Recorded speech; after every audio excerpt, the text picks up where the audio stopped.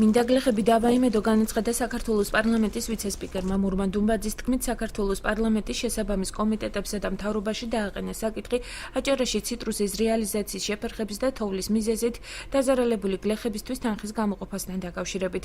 მურმან დუმბაძის განცხადებით, იმ მეციტრუსეებს, რომლებმაც უამინდობის გამო მოსავლის 30-40%-ის მოკრეფა ვერ მოასწრეს, ხელისუფლება დაეხმარება. სიქიამ შემოგვიტია, სადღაც 30-დან 40%-მდე ციტრუსი არის მოუკრეფელი.